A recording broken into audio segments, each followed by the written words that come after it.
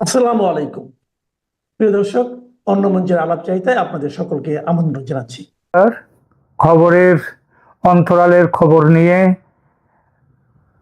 Calcutta dialogues থেকে মনোজ দাস বলছি।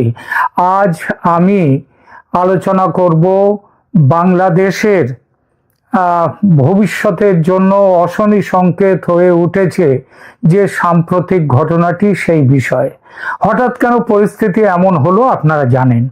অপরাধ ট্রাইব্যুনালে সেনা অফিসারদের বিচার করা নিয়ে এই পরিস্থিতি।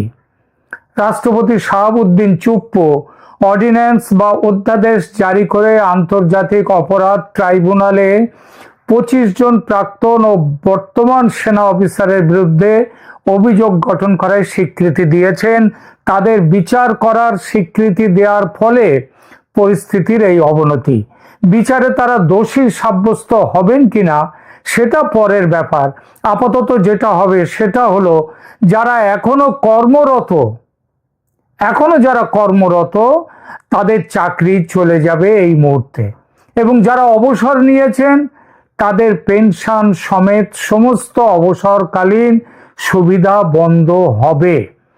বাংলাদেশের ইতিহাসে এই প্রথমবারের মতো কর্মরত সেনা অফিসারদের একটি বেসামরিক আদালতে মানবতা বিরোধী অপরাধের জন্য অভিযুক্ত করা হয়েছে। এই অভিযোগের মধ্যে রয়েছে জোর করে গুম করা, গোপন আটক এবং নির্যাতনের অভিযোগ। এখন স্পষ্ট হয়ে গেছে যে সরকারের এই সিদ্ধান্ত সেনাবাহিনীতে বিভাজন আরো চওড়া করেছে এবং সেনার অভ্যন্তরীণ গোষ্ঠীদ্বন্দ্ব, যা এতকাল বারুদের স্তূপ হয়েছিল, তাতে অগ্নিসংযোগ করেছে এই ঘটনা।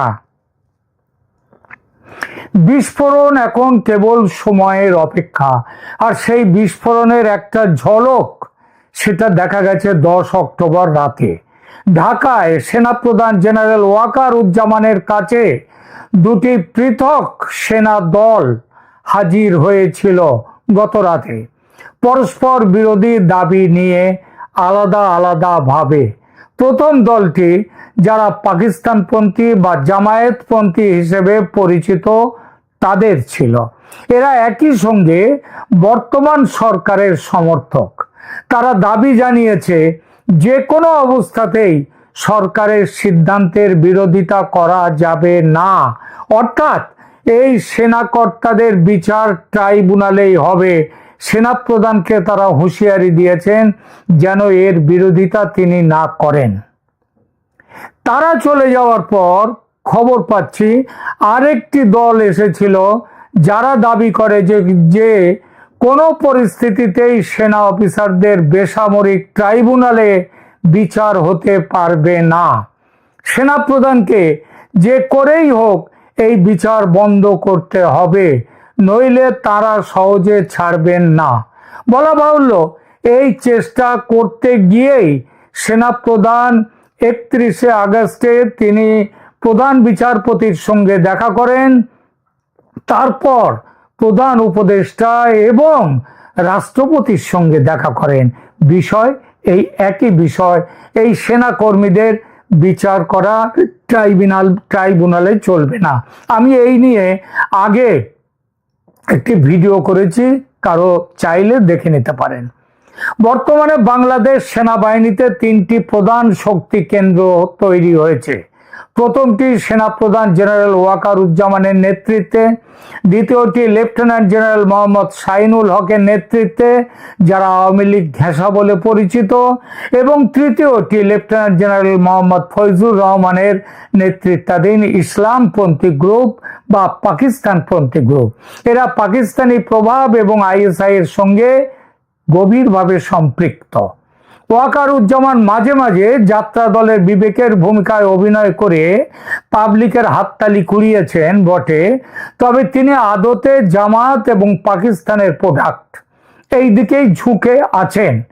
বিশেষভাবে উদ্বেগজনক হলো পাকিস্তানের আইএসআই এর ক্রমবর্ধমান প্রভাবের প্রতি জেনারেল ওয়াকারুজ্জামানের সমর্থন। গত জানুয়ারিতে আইএসআই প্রধান লেফটেন্যান্ট জেনারেল আসিম মালিক ঢাকা সফর করেছেন, যা কয়েক দশকে পরে এই প্রথম।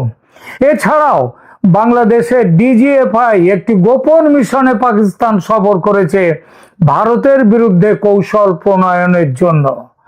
সাম্প্রতিক প্রতিবেদন অনুযায়ী একটি ইসলামিক রেভলিউশনারি আর্মি গঠনের পরিকল্পনা চলছে বাংলাদেশ সেনাবাহিনীতে, যা ইরানের আইআরজিসির অনুকরণে তৈরি হবে। আর এইসব ব্যাপারে অনেক সলা পরামর্শ করতে কয়েকদিন আগে এসেছিলেন পাকিস্তানের বড় সেনাকর্তা তাবাসসুম হাবিব।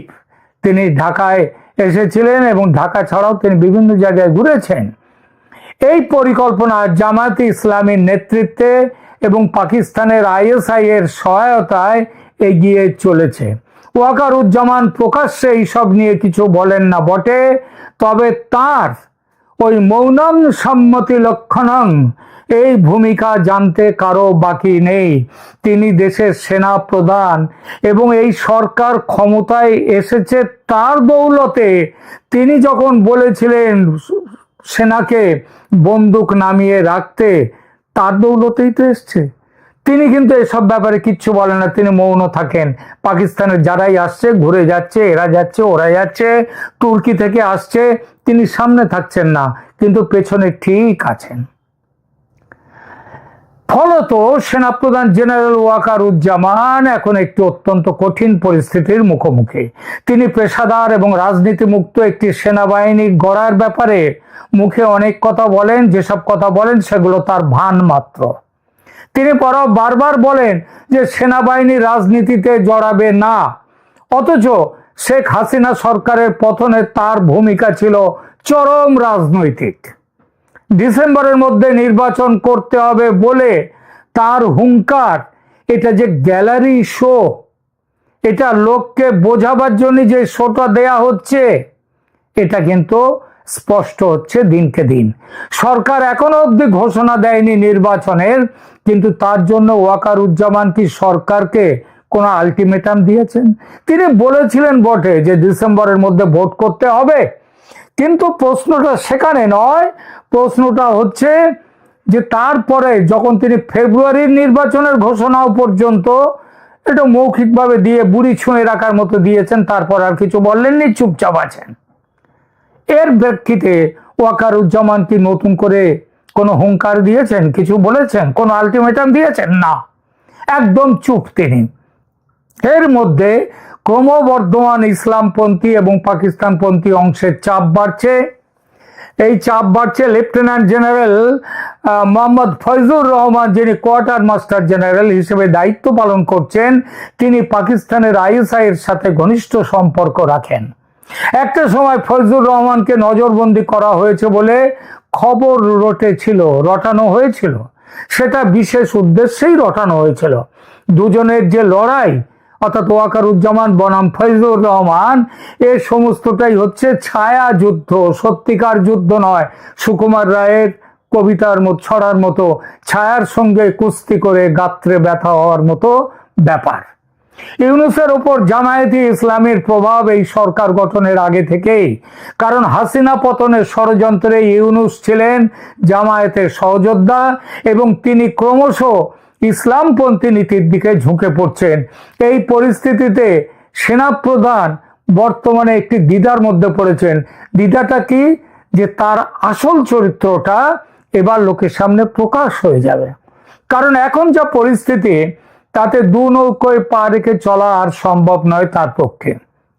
রাষ্ট্রপতি মোহাম্মদ শাহাবুদ্দিন চুপ্পুর ভূমিকা প্রশ্নের মুখে উঠতে শুরু হয়েছে এখন, এবং সেটা আমি যথেষ্ট তার উদাহরণ দিয়েছি। গত পরশুদিন ভিডিওটা দিয়েছি, দয়া করে দেখে নেবেন। রাষ্ট্রপতি চুপ্পু যে আদৌ ধোয়া তুলসী পাতা নন, তিনিও যে এর মধ্যেই ষড়যন্ত্রের মধ্যে আছেন, সেটা আমি স্পষ্ট করেছি। কিন্তু মানুষ জেনারেল ওয়াকারকে সন্দেহের চোখে দেখা শুরু করেছে কিছু আগে থেকে, মুখ্যত গোপালগঞ্জের ঘটনার পর থেকে। রাষ্ট্রপতি শাহাবুদ্দিন যদি নিরপেক্ষ হতেন, যদি তার মধ্যে আইনি জ্ঞান ছাড়িয়ে ব্যক্তিগত ফায়দা লোটার চেষ্টা প্রবলতর না হতো, যদি শেখ হাসিনার সঙ্গে তার মতবিরোধ শত্রুতার পর্যায়ে না যেত, তাহলে এ ধরনের বেআইনি ও অসাংবিধানিক সমস্ত অধ্যাদেশ অর্ডিন্যান্স জারি করে দেশের মধ্যে এই বিপজ্জনক পরিস্থিতি তিনি তৈরি করতেন না। কিন্তু ফেলে দেওয়া থুতু যেমন গিলে ফেলা যায় না, ছুঁড়ে দেওয়া তীর যেমন ফিরিয়ে নেওয়া যায় না, তেমনি জারি করা অধ্যাদেশ ফিরিয়ে নেওয়া সম্ভব নয় শাহাবুদ্দিন চুপ্পুর পক্ষে। আর সেটা ফিরিয়ে নিতে বা অকার্যকর করার সিদ্ধান্ত নেবেও না সরকার। সুতরাং সেনার মধ্যে সংঘর্ষ অনিবার্য। ওয়াকার যেহেতু সেনা প্রধান, সুতরাং আর দু নৌকায় পা রেখে চলা যাবে না তার। এবার একটা স্পষ্ট নির্দিষ্ট পথ তাকে নিতেই হবে। এই নতুন পরিস্থিতি খুব স্বাভাবিকভাবেই নজরে রেখেছে ভারত। ভারত সরকারিভাবে এখনো কোনো প্রতিক্রিয়া দেয়নি এবং দেওয়ার কথাও নয়। তবে ঘটনা পরম্পরার ওপর যে কড়া নজর রেখেছে সেটা বোঝা যাচ্ছে। এই পরিস্থিতিতে ভারত তার সীমান্ত নিরাপত্তা আরো কড়া করেছে। সীমান্তে মাইন পোতা হয়েছে এবং হচ্ছে বহু জায়গায়। খবর যাচ্ছে যে কয়েকজন বাংলাদেশি নাগরিক সীমান্ত পার হতে গিয়ে মাইন বিস্ফোরণে প্রাণ হারিয়েছেন। কিন্তু তার চেয়ে বড় খবর, শেখ হাসিনার সাথে ভারতের জাতীয় নিরাপত্তা উপদেষ্টা অজিত ডোভাল এবং পররাষ্ট্রমন্ত্রী এস জয়শঙ্করের মধ্যে একটি জরুরি বৈঠক হয়েছে। সেই খবরটি দেব এখন। অসমর্থিত কিন্তু নির্ভরযোগ্য সূত্র জানাচ্ছে, বাংলাদেশ সেনাবাহিনীর বর্তমান বিক্ষোভ বা বিদ্রোহের প্রেক্ষিতে শেখ হাসিনা ভারতের কাছ থেকে কি ধরনের অ্যাকশন চান এবং সে বিষয়ে ভারত সরকারের কি বক্তব্য এবং ভারত কি করতে চায় এই পরিস্থিতিতে, সেটা শেখ হাসিনাকে জানাবার জন্যই এই বৈঠকের আয়োজন। প্রধানত এই বিষয়ে পুঙ্খানুপুঙ্খ আলোচনা হয়েছে এই বৈঠকে গত রাত্রে 10 তারিখ প্রায় মধ্যরাত্রে। কোনো সিদ্ধান্ত এই বৈঠকে নেওয়া হয়েছে কিনা এবং হয়ে থাকলে কি সিদ্ধান্ত নেওয়া হয়েছে সে বিষয়ে কোনো পাকা নির্ভরযোগ্য খবর এখনো পর্যন্ত পাইনি। এই মুহূর্তে সে ব্যাপারে কিছু খবর দিতে গেলে আমাকে মন গড়া খবরের আশ্রয় নিতে হবে, যেটা আমি নেব না। তবে যেটুকু খবর বিভিন্ন সূত্র থেকে, আবার বলছি অসমর্থিত কিন্তু নির্ভরযোগ্য মনে হতেই পারে, সেসব খবর হচ্ছে, তা যদি সত্য হয় তাহলে ভারত পরিস্থিতি নিয়ে গভীরভাবে চিন্তিত এবং স্পষ্ট সামরিক প্রতিক্রিয়ার পরিকল্পনা করছে। ভারত যদি ওয়াকারুজ্জামান পরিস্থিতি সামাল দিতে ব্যর্থ হন এবং তার পরিণতিতে বাংলা সেনার মধ্যে প্রত্যক্ষ গোষ্ঠী সংঘর্ষ যদি বাঁধে, সেরকম হলে সংঘর্ষ যে শুধু ক্যান্টনমেন্টের মধ্যে আবদ্ধ থাকবে না, ছড়িয়ে পড়বে যে দেশ জুড়ে বলাই বাহুল্য। কারণ ইসলামপন্থীদের হাতে, জামায়াতের হাতে, হিজবুত তাহরির এদের হাতে প্রচুর অস্ত্র আছে। পাকিস্তান থেকে এসছে অস্ত্র জাহাজ ভর্তি করে, এবং আজকের দিনের জন্যই তো জাহাজ ভর্তি করে সমস্ত অস্ত্র এসেছে। যদি পরিস্থিতির আরো অবনতি হয় এবং বেসামরিক সরকার ব্যর্থ হয় পরিস্থিতি সামাল দিতে তো ব্যর্থ হচ্ছে, সুতরাং তাদের সার্থক হওয়ার কোনো সম্ভাবনাই নেই, তাহলে সেই পরিস্থিতিতে কি হতে পারে? সেনাবাহিনী ক্ষমতা দখল করতে পারে এবং এই অধ্যাদেশের শিকল ভাঙতে পারে একমাত্র সামরিক শাসন বা মার্শাল ল। তারা ক্ষমতায় এসে এই যে অধ্যাদেশ সেটাকে বাতিল করে দিয়ে মার্শাল ল জারি করতে পারে। তা সে মার্শাল ল জেনারেল ওয়াকারুজ্জামান জারি করবেন, নাকি লেফটেন্যান্ট জেনারেল মোহাম্মদ সাইনুল হক জারি করবেন, নাকি লেফটেন্যান্ট জেনারেল মোহাম্মদ ফয়জুর রহমান জারি করবেন? সেটা নির্ভর করবে কার শক্তি কেমন তার ওপর। বলা বাহুল্য, পাকিস্তানের সমর্থন থাকবে ফয়জুর রহমানের ওপর, ইসলামপন্থীদের সমর্থন থাকবে ফয়জুর রহমানের ওপর, আর ভারতের সমর্থন থাকবে মোহাম্মদ সাইনুল হকের দিকে। এবং মোহাম্মদ শাহিনুল হকের দিকে সমর্থন থাকবে আওয়ামী লীগের মাঠের কর্মীদের। কিন্তু তারা তো নিরস্ত্র, তাদের কাছে তো শুধু লাঠি আর কিছু অন্যান্য সাধারণ অস্ত্র ছাড়া তো কিছু নেই। সেই মুহূর্তে ভারতের ভূমিকা হবে ৭১-এর মুক্তিযুদ্ধের সময় যেভাবে মুক্তিযোদ্ধাদের অস্ত্র সমন্বিত করেছিল ভারত, তার ঠিক সেরকম। তবে প্রতিবেশী দেশ পাকিস্তান, তারা সমর্থন করবে এক পক্ষকে, ভারত সমর্থন করবে আর এক পক্ষকে। কিন্তু প্রতিবেশী দেশ হওয়ার সুবাদে এবং বেশি শক্তিধর দেশ হওয়ার সুবাদে ভারতের সমর্থন যে অনেক বেশি কার্যকর হবে পাকিস্তানের চেয়ে, সেটা বলা বাহুল্য। এবং সেই গৃহযুদ্ধের পরিণতি যে আওয়ামী লীগপন্থী শাহিনুল হক বা যদি জেনারেল ওয়াকারুজ্জামান যদি তিনি নির্দিষ্ট পথ অনুসরণ করে এই পক্ষে আসেন, শাহিনুল হকের পক্ষে আসেন, ইসলাম বিরোধীদের বিরুদ্ধে আসেন, তাহলে তার পক্ষে আসবে যে এই গৃহযুদ্ধের পরিণাম, সেটা বলেই দেয়া যায় এখন। প্রিয় দর্শক, আমার আজকের এই প্রতিবেদন ভালো লাগলে অবশ্যই লাইক দিন, কমেন্ট করুন, কমেন্ট লিখুন, সাবস্ক্রাইব করুন এবং শেয়ার করুন পরিচিতদের মধ্যে। কারণ বাংলাদেশের এই অবস্থা, এই পরিস্থিতি প্রতিটি বাংলাদেশের মানুষের জানা উচিত, তাদের সতর্ক থাকা উচিত, তাদের সমর্থন সেইভাবেই কার দিকে দেয়া হবে সেটাও ভেবে নেওয়া, স্থির করে নেওয়া, সিদ্ধান্ত নেওয়া উচিত। রাখছি, ধন্যবাদ। প্রিয় বন্ধুরা, প্রীতি, সালাম এবং শুভেচ্ছা নেবেন।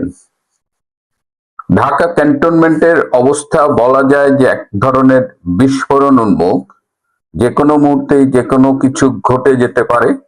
এই মুহূর্তে সেনাবাহিনী, আমি গতকাল বলেছি যে আমাদের অফিসার শুধু নয়, একদম সৈনিক পর্যন্ত ক্ষুব্ধ হয়ে আছে। বিশেষ করে এই ২৪ জন সেনা কর্মকর্তার আইসিটিতে বিচারের যে প্রক্রিয়া শুরু হচ্ছে, সেটি সেনাবাহিনীর মধ্যে তীব্র ক্রোধের সঞ্চার করেছে। কিন্তু সেনাবাহিনীর এই মুহূর্তের বাস্তবতা হলো, সেনাবাহিনীর অফিসাররা ৩ ভাগে বিভক্ত। এক গ্রুপ রয়েছে প্রো লিবারেশন, যারা ৭১-এর পক্ষের শক্তি, এক গ্রুপ রয়েছে জামাত এবং হিজবুত তাহরির, এবং একটা ক্ষুদ্র অংশ রয়েছে বিএনপি পন্থী। আপনারা জানেন যে দীর্ঘদিন বিএনপি ক্ষমতার বাইরে এবং তাদের সেনাবাহিনীর মধ্যে তেমন সমর্থন বেড়ে ওঠেনি, যে কারণে এখন পর্যন্ত বিএনপির তেমন অবস্থান নেই। নতুন করে কেউ কেউ বিএনপির পক্ষে তাদের অবস্থান ডিক্লেয়ার করছে। তার মধ্যে একজন রয়েছেন খুব জুনিয়র লেভেলের একজন মেজর জেনারেল। তো বিএনপি পক্ষের নেতৃত্ব দিচ্ছেন এই মেজর জেনারেল। আমি গতকালকের এপিসোডে বলেছিলাম যে মির্জা ফখরুল আলমগীর যখন জেনারেল ওয়াকারের সাথে দেখা করেছেন, জেনারেল ওয়াকার তখন মির্জা ফখরুলের টেলিফোন দিয়ে তারেকের সাথে কথা বলেন। লন্ডন প্রবাসী তারেক রহমানকে জেনারেল ওয়াকার জিজ্ঞেস করেছিলেন যে আপনি কবে দেশে ফিরবেন। তারেক রহমান উত্তরে বলেছিল যে আপনি আগে আপনার আর্মিকে ঠিক করেন, আমার দেশে অনেক শত্রু রয়েছে এবং আপনি জানেন আমার আব্বাও আর্মির হাতে খুন হয়েছেন, সুতরাং সবকিছু ঠিক না করে আমি কি করে দেশে ফিরি। এবং তারেক রহমানের আরো তিনি জেনারেল ওয়াকারকে বলেছেন যে বিএনপি ক্ষমতায় এলে জেনারেল ওয়াকারকে বিএনপি সেফ এক্সিট দেবে। আমরা আরো খোঁজ নিয়ে জেনেছি যে তারেক রহমান আসলে ভীষণ প্রতিহিংসার আগুনে জ্বলছেন। আপনারা জানেন যে ২০০৭ সালে তার উপরে যখন 111 সরকার এসেছিল, তার উপরে ফিজিক্যাল টর্চার করা হয়েছিল এবং সেটা করা হয়েছিল, তার সাথে কিছু আর্মি ইনভলভ ছিল এবং সেটি বেসিক্যালি করা হয়েছিল সেই সময়ের হাই লেভেল আর্মি অফিসারদের নির্দেশে। কিন্তু তারেক রহমান এখনো সেইটার বদলা নিতে চান। তিনি খোঁজ নিচ্ছেন যে তার উপর কারা টর্চার করেছে, তারা কিংবা তাদের প্রতি সহমর্মী কারা এখনো আর্মিতে আছেন, এবং তিনি তাদেরও সবাইকে বের করে দিতে চান। তার টার্গেট হলো যে প্রো লিবারেশন পন্থী বা আরো স্পেসিফিক বললে যারা আওয়ামী লীগ পন্থী, তাদের সবাইকে তিনি আর্মি থেকে বের করে দেবেন। এবং প্রয়োজনে তিনি এটাও বলেছেন যে তার পক্ষের যে মেজর জেনারেলটা এই মুহূর্তে কাজ করছে, তাকে তিনি প্রমোশন দিয়ে শর্টেস্ট পসিবল টাইমে তাকে জেনারেল করে সেনা প্রধানের দায়িত্ব দেবেন। সো তারেক রহমান গ্রুপটাই বর্তমানে এই যে ২৪ জন সেনা কর্মকর্তার যে বিচার হবে আইসিটিতে, এই বিচার যেন ঠিক মতো হয় এবং এই বিচার যেন দ্রুততার সাথে হয়, সেইটার সাথে তারা জড়িত। তার মানে তারেক রহমান চাইছে যে আর্মি অফিসারদের বিচার হোক। তাহলে এই অবস্থায় আর যারা প্রো লিবারেশন পন্থী তারা চাইছে কোনো অবস্থায় যেন এই বিচার না হয়, কারণ এর সাথে আর্মি অ্যাজ অ্যান ইনস্টিটিউশন, তার ইমেজ জড়িত, তার ভাবমূর্তি জড়িত, এবং এটা যদি হয় তাহলে ভবিষ্যতে আর্মির কোনো অবস্থান থাকবে কিনা বা আর্মি অ্যাজ অ্যান ইনস্টিটিউশন কিভাবে পারফর্ম করবে সেটা নিয়েও প্রশ্ন দেখা যায়। এই মুহূর্তে জামাতের ভূমিকা কি, জামাতপন্থীদের ভূমিকা কি? জামাতপন্থীরা একটা মধ্যপন্থা অবলম্বন করছে এবং তারা এই সেনাবাহিনীর অফিসারদের এইভাবে বিচারটা চায় না। তার মানে হলো এই যে সেনা কর্মকর্তাদের বিচার, এটা মূলত তারেক রহমান এবং বিএনপি পন্থীদের একটা মানে উদ্যোগ, এবং তারা প্রতিশোধ নিতে চায়। এবং ডক্টর ইউনূস এই খেলাগুলো দেখছেন, তিনি বিভিন্ন গ্রুপের সাথে বাঁধিয়ে দিয়েছেন এবং তিনি এই সেনাবাহিনীর বিচারের পক্ষেই আছেন, তিনি চান সেনাবাহিনীর বিচার হোক। তো এই অবস্থায় গতকাল ভীষণ টেনশনে কেটেছে। বিএনপি পন্থীরা জেনারেল ওয়াকারের উপর প্রেসার করছে যেন এই 24 জনের বিচার হয়। জামাত একটা মধ্যপন্থী অবস্থানে নিয়েছে। প্রো লিবারেশন ফোর্সেস তারা এই বিচারটার বিপক্ষে অবস্থান নিয়েছে এবং তারা জেনারেল ওয়াকারকে একটা আলটিমেটাম দিয়েছে। তারা বলেছে যে আপনি দ্রুততার সাথে এই ব্যবস্থাটা, এই প্রবলেম সলভ করেন। প্রয়োজনে ক্ষমতা নেবার জন্য তারা জেনারেল ওয়াকারের উপরে প্রেসার দিয়েছেন। এই অবস্থায় গতকাল রাতে সেনা প্রধান জেনারেল ওয়াকার খান তিনি জামাতের আমির ডক্টর শফিকুর রহমানের বাসায় গিয়েছিলেন, মধ্যরাতে গোপন বৈঠক করেছেন এবং সেই বৈঠকে গিয়ে তিনি শফিকুর রহমানের কাছে সাহায্য চেয়েছেন যে জামাতপন্থী যারা অফিসার আছেন তারা যেন তাকে সহায়তা করেন, এবং তিনি আরো চেয়েছেন যে তার জামাতপন্থী সেনাবাহিনীর অফিসাররা তারা যেন বিএনপি পন্থী অফিসারদের সাথে মিশে বিএনপি পন্থী অফিসারদের এই মুহূর্তে একটু ঠান্ডা করেন। তো এই অবস্থায় এই খবরটি কিন্তু গতকাল পেপারে এসেছিল, এই যে জেনারেল ওয়াকার খান যে জামাতের আমিরের সাথে দেখা করেছেন, কিন্তু এটি পরবর্তীতে এটি সরিয়ে নেওয়া হয়েছে, এটি আর পত্রিকায় নেই, কালের কণ্ঠ পত্রিকায় এটি দেখা গিয়েছিল। তো এই অবস্থায় ক্যান্টনমেন্ট কিন্তু এখন আসলেই খুব টেন্স সিচুয়েশনে আছে, যে কোনো কিছু ঘটে যেতে পারে। আমরা চাইছি না যে এমন কিছু ঘটুক যেটা এই মুহূর্তে পরিস্থিতি আরো জটিল করুক, কিন্তু জেনারেল ওয়াকার টেরিবলি ফেল করছে। এখন এখানে প্রাক্তন সেনা কর্মকর্তা, গতকাল আমি অনুরোধ করেছিলাম দে শুড স্টেপ ইন, তাদের অনেকেই চেষ্টা করছে এই সমস্যাটা নিরসন করতে, কিন্তু সেখানেও বিভক্তি আছে। এক গ্রুপ চাইছে যে সেনা কর্মকর্তাদের বিচার হোক, কিন্তু অধিকাংশ বর্তমান এবং সাবেক কর্মকর্তারা সেনাবাহিনীর এই আইসিটি এই ট্রাইব্যুনালে বিচারের বিপক্ষে। সুতরাং এখন আমাদের দেখতে হবে যে ক্যান্টনমেন্টের পরিস্থিতি কোন দিকে যায়, জেনারেল ওয়াকার আদৌ এটা সামাল দিতে পারেন কিনা, এবং জেনারেল ওয়াকার যদি ব্যর্থ হয় তাহলে ভবিষ্যতে অনেক আর্মি অফিসারকেই এই পরিণতি ভোগ করতে হতে পারে। কারণ আজকে যাদের বিচার করা হচ্ছে তারা সেই সময় সরকারি নির্দেশ বা তাদের বাহিনীর নির্দেশ পালন করেছিল, এবং আজকে যারা ডক্টর ইউনূসের বিভিন্ন নির্দেশ পালন করছে কিংবা বাহিনীর নির্দেশ পালন করছে তাদের বিরুদ্ধেও ভবিষ্যতে এই অভিযোগগুলো কিন্তু আদালতে আনা হতে পারে। এমনকি আইসিটিতেও যদিও সম্পূর্ণ বেআইনি, সেখানে নেওয়ারও একটা চেষ্টা করা হতে পারে। এই অবস্থায় আমরা অবজারভার হিসেবে আর কি করতে পারি? এদিকে সেনাবাহিনীর এই টেনশনের সাথে দেশি এবং বিদেশি বিভিন্ন শক্তি কিন্তু এখানে জড়িত। মানে এখানে ইটস নট দ্যাট যে তিনটা গ্রুপ সেপারেটলি, বাংলাদেশের সেনাবাহিনীর তিনটা গ্রুপ এখানে মুখোমুখি অবস্থানে দাঁড়িয়েছে, বিষয়টা তা নয়। এই গ্রুপগুলোর পেছনে আবার আন্তর্জাতিক সমর্থন রয়েছে। সুতরাং এই ফাইটটা, এই যে সেনাবাহিনীর কাঁধে বন্দুক রেখে এখানে কিন্তু নানা রকমের ইকুয়েশন কাজ করবে। আর ওদিকে যমুনায় বসে ইউনূস ক্রূর হাসি হাসছেন এবং তিনি নিজেদের মধ্যে গন্ডগোল লাগিয়ে দিয়েছেন, এবং তিনি চাইছেন যে সেনাবাহিনীর যারা শেখ হাসিনার আমলে দায়িত্ব পালন করেছে তাদের যেন বিচার হোক। এই মুহূর্তে আপনাদের জন্য একটা খুব এক্সক্লুসিভ নিউজ নিয়ে এসেছি, যেটা আমি পেয়েছি এখন থেকে আধা ঘন্টা পূর্বে। কিন্তু আধা ঘন্টা পূর্বে পাওয়ার পরেও আমি আধা ঘন্টা ওয়েট করেছি যে আসলে বাস্তবতা কিনা যার কারণে আমি আবার খোঁজখবর নেওয়ার পরে যা জানতে পেরেছি যে অজিত দোভাল এবং জয়শঙ্কর দুজনই শেখ হাসিনার সাথে বৈঠকে বসেছেন দিল্লিতে, শেখ হাসিনা এখন যেখানে আছেন সেই জায়গায়। এই ব্যাপারটি শুরু হয়েছে আসলে আপনার বাংলাদেশ সময় রাতের 11টায় এবং ইন্ডিয়ান সময় রাত 10:30 আর এর পরে আমরা খবরটা জানতে পারি, এবং যার কারণে আমি যে খবরটা শিওর হওয়া যায় কিনা সেই জন্যই এতক্ষণ ওয়েট করছিলাম।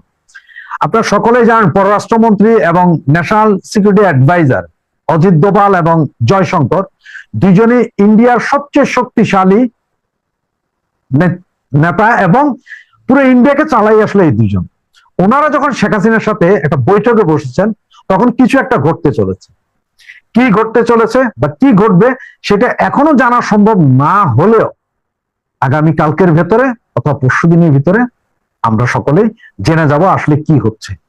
তবে এই মিটিং এর জন্য, এই যে আজকে যে মিটিং হচ্ছে, এই মিটিং এর জন্য কিন্তু আসলে কোনো ক্যামেরাম্যান, টিভি ক্যামেরাম্যান কাউকে নেওয়া হয়নি। এটা অত্যন্ত গোপনীয় মিটিং। ভেতরে কি হচ্ছে, কিভাবে কথা হচ্ছে, কোন রুমে কথা হচ্ছে কেউ জানে না। আমরা শুধু এতটুকুই খবর পেয়েছি দুইজনের সাথে 100% গ্যারান্টেড শিওর যে এই দুইজনের সাথেই কথা হচ্ছে। আপনারা জানেন বাংলাদেশে যখন সেনাবাহিনী এবং সিভিল প্রশাসন নিয়ে একটা বিশাল গন্ডগোল চলছে, সেই মুহূর্তে ইন্ডিয়ার এই দুইজন প্রভাবশালী লিডার শেখ হাসিনার সাথে কথা বলছেন, তার মানে এখানে কিছু একটা চলছে।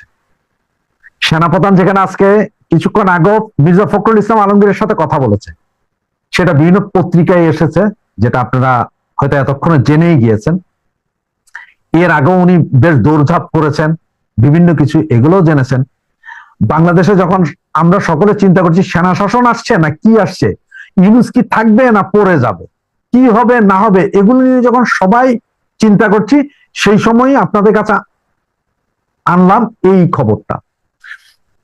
তো আপনাকে থেকে প্রথমও বলছি, এখনো বলছি যে এখন ভিতরে কি চলছে বা মিটিং কি হচ্ছে সেটা এখনো জানা সম্ভব হয়নি। দীর্ঘ প্রায় 45 মিনিট ধরে মিটিংটা চলছে। আপনাদের সামনে এই ভিডিওটা যখন যাবে তখন প্রায় 50-55 মিনিট হয়ে যাবে। এর ভেতরে হয়তো ওনারা বের হবেন বা আরো অনেকক্ষণ থাকবেন সেটা আমি জানি না। তবে আমি যখনই জানবো, যেই সময় জানবো, রাত যতটাই হোক বাংলাদেশের, রাত যদি 3টা বাজে বাংলাদেশের, 4টা বাজে, 5টা বাজে, খবর পাওয়ার সাথে সাথে আপনাদের সামনে আসবো এই খবরগুলোই দিতে।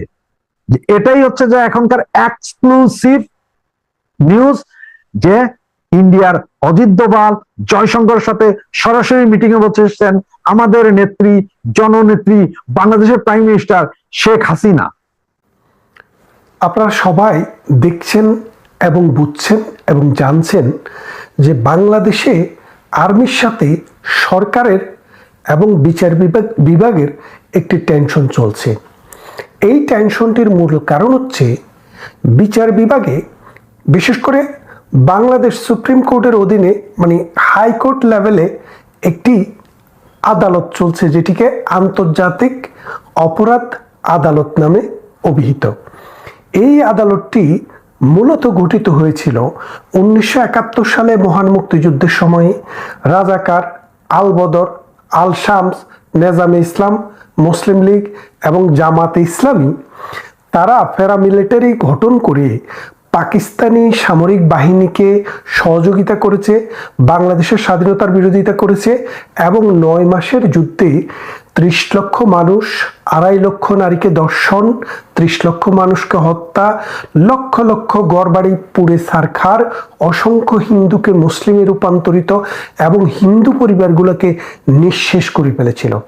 সেই রকম মানবতা বিরোধী অপরাধের সাথে যারা জড়িত ছিল যুদ্ধকালীন সময়ে, তাদের বিচার করার জন্য 1973 সালে একটি আইন করা হয়, যেটি আইসিটি মানে আপনারা আদালত, যেটা মানে আন্তর্জাতিক ক্রাইমস ট্রাইব্যুনাল। সেই ক্রাইমস ট্রাইব্যুনালস অ্যাক্টটি 1973 সালে করা হয়। মূল কারণ কি?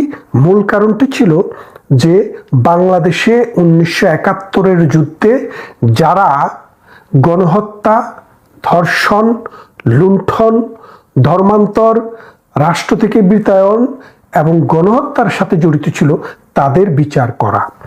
এবং আওয়ামী লীগ সরকারের সময়ে সেটি ধারাবাহিকভাবে চলছিল।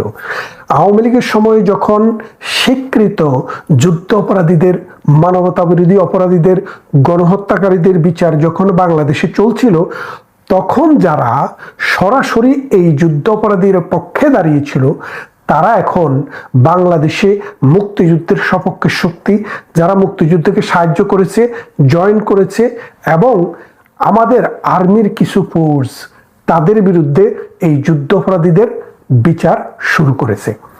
এই বিচারটি মূলত ৭১-এর প্রতিশোধ নেওয়ার জন্য করছে। আপনারা জানেন যে বাংলাদেশে যে সেনাবাহিনীটি আছে, এই সেনাবাহিনীটির একটি বিশেষ বহর ৫,০০০-এরও উপরে সৈন্য জাতিসংঘের বিভিন্ন শান্তিরক্ষী মিশনে চাকরি করে আমাদের। এই সেনাবাহিনী, তাদের এটি একটি সবচেয়ে লোভনীয় জায়গা, জীবনে একবার বা দুইবার যায়। তারা অন্তত ২০ থেকে ৩০ লাখ টাকা করে, দুইবারে ৫০-৬০ লাখ টাকা আয় করে লাইফ টাইমে, পুলিশ, আর্মি, বিডিআর সবাই মিলে।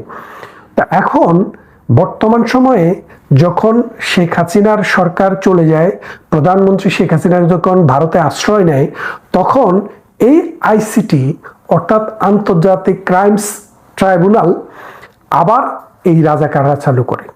এই রাজাকারদের যে আইনজীবী ছিল তাজুল, সে হচ্ছে এটা চিফ প্রসিকিউটর, আর যাকে চেয়ারম্যান বানানো হয়েছে তার নাম হচ্ছে নজরুল ইসলাম।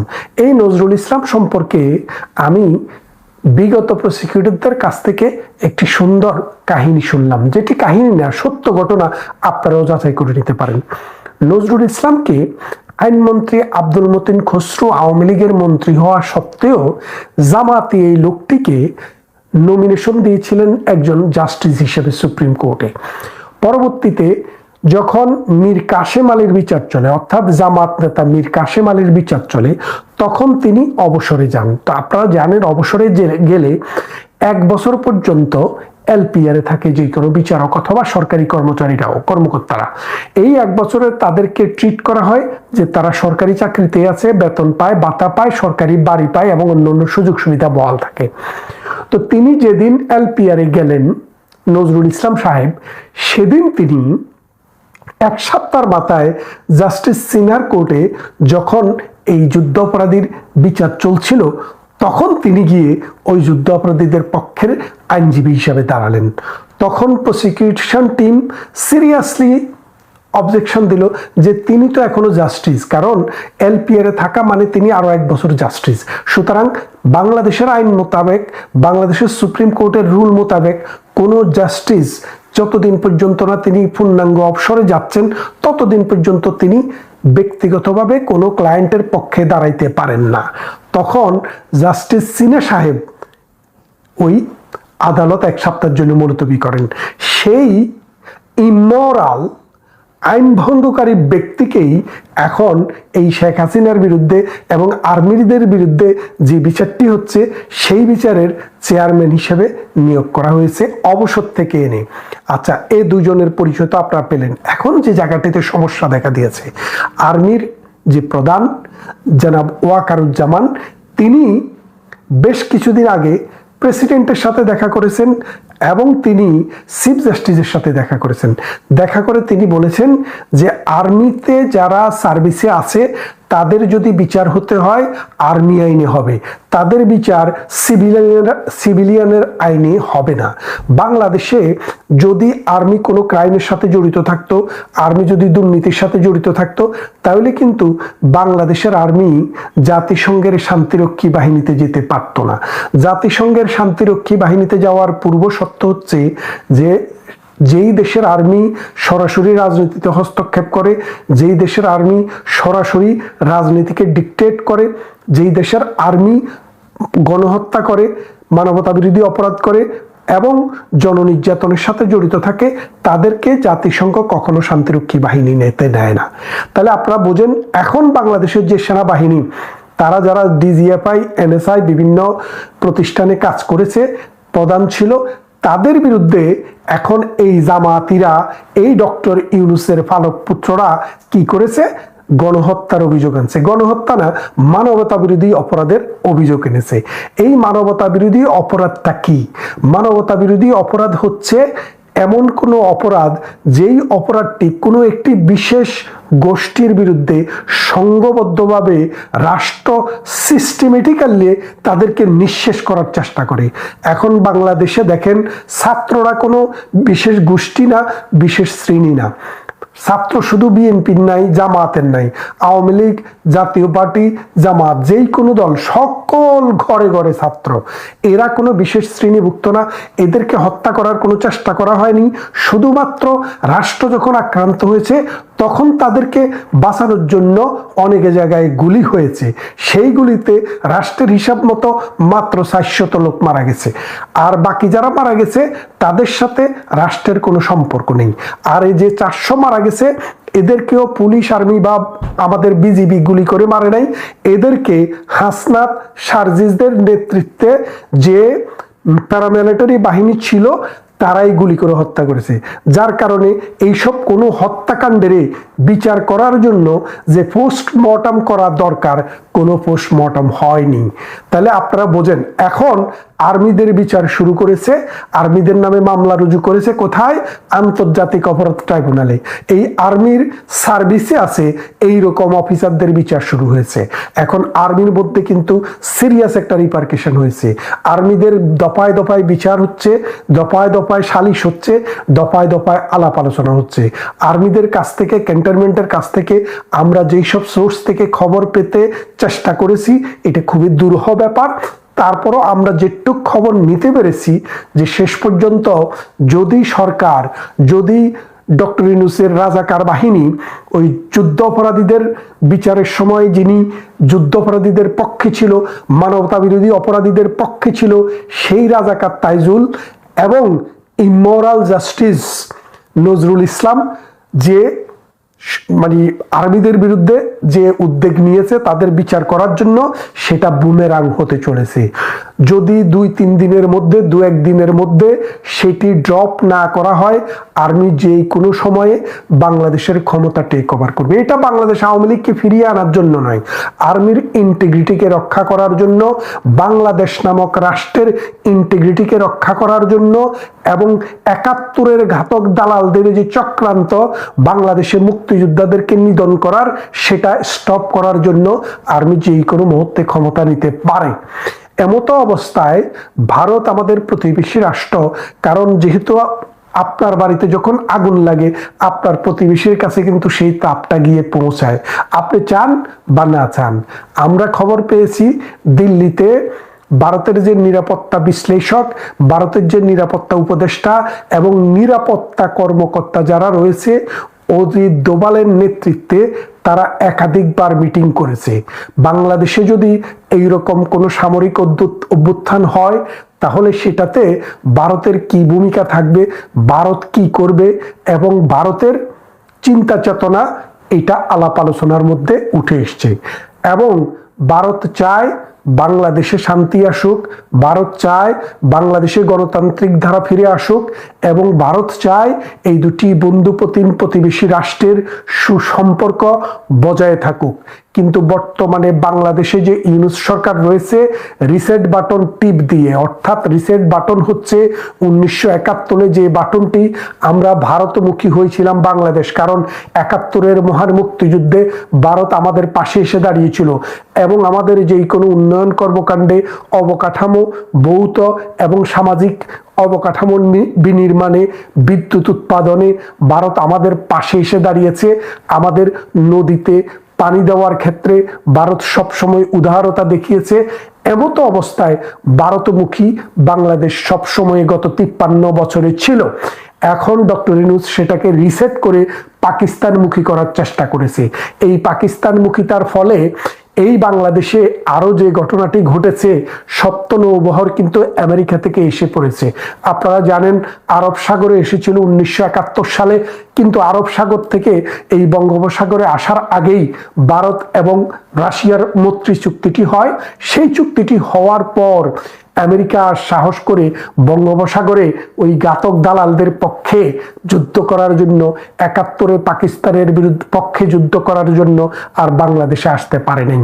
53 বছর পর যেই ডক্টর ইউনূসকে আমেরিকা নোবেল পাইয়ে দিয়েছিল, সেই ডক্টর ইউনূসকে দিয়ে এটি গোপন চুক্তি করেছে বাংলাদেশের সাথে, এবং সেই চুক্তি মোতাবেক আমেরিকার যুদ্ধ জাহাজ আসছে, মানে সামরিক বহর রণতরী আসছে, এবং উড়োজাহাজও, সামরিক উড়োজাহাজও কয়েকদিন আগে বাংলাদেশে এসছে, আপনারা দেখেছেন। এমতো অবস্থায় ভারত, চায়না, মিয়ানমার খুবই শঙ্কিত। তারা চিন্তা করছে যে আমেরিকান বেনিয়াদেরকে এখানে এনে একটি ঘাঁটি দিচ্ছে, যেই ঘাঁটিটির মূল কাজ হবে এই দক্ষিণ পূর্ব এশিয়াকে অস্থিতিশীল করা, যুদ্ধ অবস্থা তৈরি করা।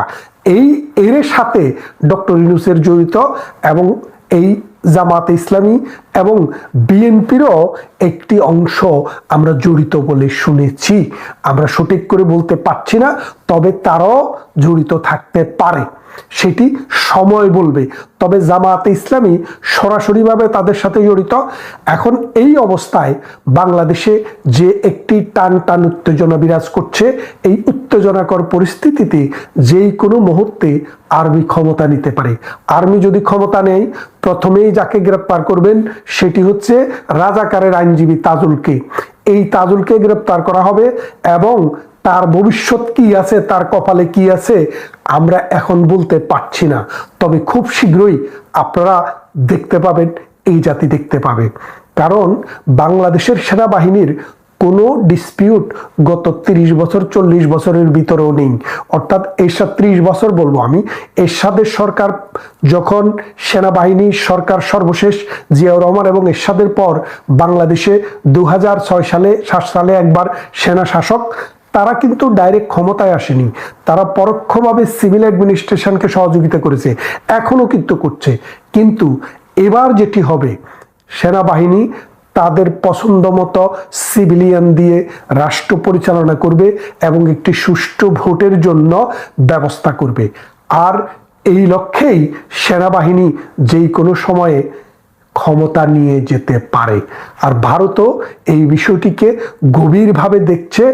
ভারতের প্রস্তুতি রয়েছে, যদি বাংলাদেশের সীমান্তে ভারত কোনো রকমের সমস্যা আসে, সেটাকে মোকাবেলা করার জন্য শিলিগুড়ি, আসাম, ত্রিপুরা, মিজোরাম এইসব অঞ্চলে ভারত অলরেডি তাদের ব্যবস্থা এবং সৈন্য সমাবেশ করে রেখেছে, যাতে করে যেই কোনো খারাপ অবস্থা মোকাবেলা করা যায়। আসুন, বাংলাদেশের যারা নাগরিক, বাংলাদেশকে যারা ভালোবাসুন, বাংলাদেশে যেন কোনো এনার্কি নেমে না আসে, বাংলাদেশে যেন কোনো ব্লাডশেড না হয়, বাংলাদেশে বিচার আমরা সবাই চাই, কিন্তু সেটা হতে হবে আইনের মাধ্যমে বিচার। ওই রাজাকারেরা মুক্তিযোদ্ধার বিচার করবে, সেই